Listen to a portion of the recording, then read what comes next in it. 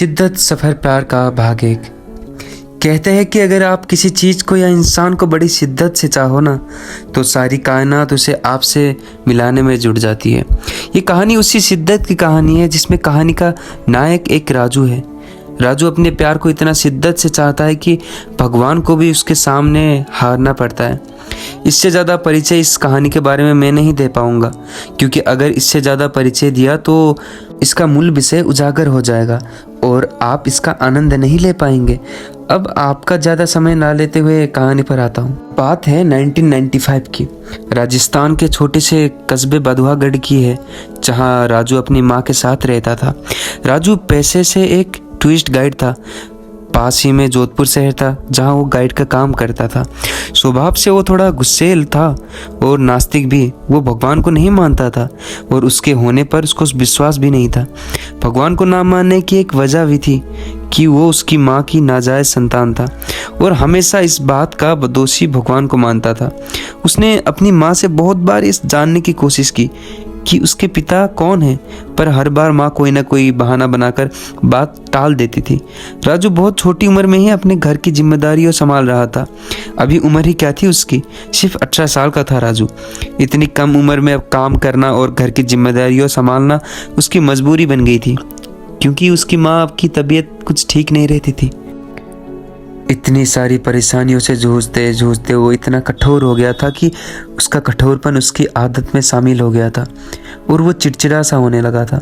उसके जीवन का लक्ष्य सिर्फ ये जानना था कि उसके पिता कौन है और उन्होंने उसकी माँ को क्यों छोड़ा।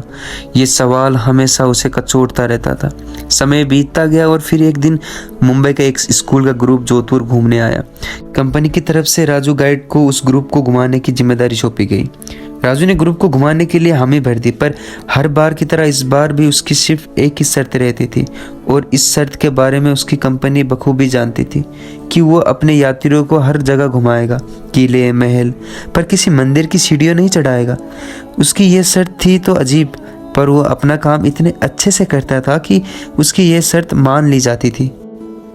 अब वो दिन आ ही गया जिस दिन राजू को उस ग्रुप से मिलकर उसे घुमाना था। वो जनवरी का महीना था।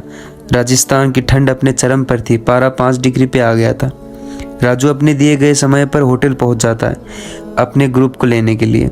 10 लड़के लड़कियों का ये मुंबई वाला ग्रुप था जो कुछ दिनों के लिए राजस्थान आया हुआ था। जोधपुर का उनका प्रोग्राम 5 दिनों का था। धीरे धीरे स्कूल्स, टीचर्स और उनके स्टूडेंट आने शुरू हो गए। सब इकट्ठा करके ले जाना था राजू को। धीरे धीरे सब आ गए और चलने की तैयारी हो रही थी। इतने में उस ग्रुप में से किसी ने बोला, अरे रुको रुको, रानी नहीं आई अभी तक। अगर उसे छोड़कर गए तो सारा जोधपुर सिर पर उठा लेगी।